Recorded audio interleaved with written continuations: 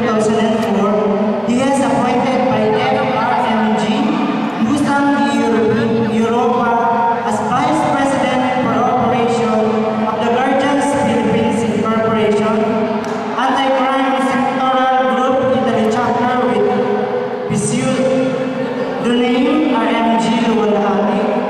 He was a member of EVAA, Protezione Civile Regionale Lazio, for protection for citizens, an Italian NGO in the entire region of Lazio in Italy from 2004 to 2008. He became a councillor of the Federation of Filipino Workers in Italy, Rome Chapter 2006.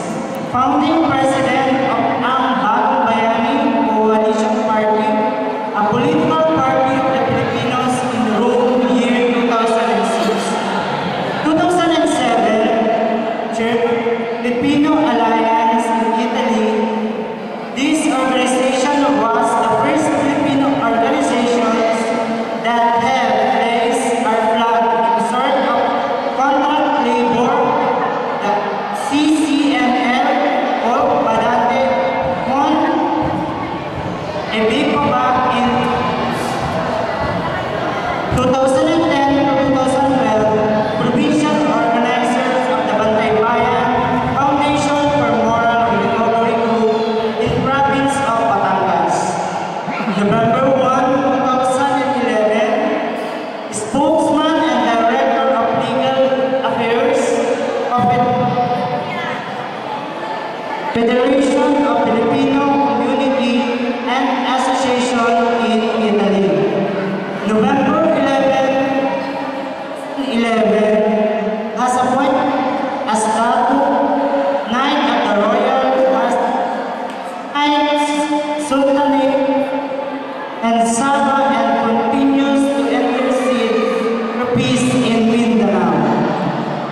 February 2012, he briefly communicated the Philippine Congress to raise the OFW's problems in Italy, especially the issue about middle name, and because of him and his allies, the embassy gave the opportunity to produce all fees like passport renewal, affidavit, certification, authorization, and etc.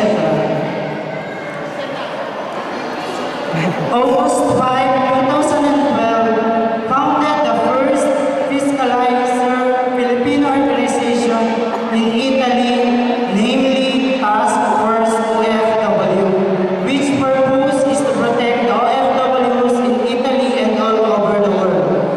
Because of the apparent genuine concern of OFWs, many requested to him to run as a consigliere adjunti in Rome capital to the upcoming election. The founder and president of the newly formed organization, the Maharlika Alternative Society. Ladies and gentlemen, a warm round of applause for the Honorable Datu Sir Felix Mendoza Jr. Lanticho. Palakpakan po natin, Brother Ju.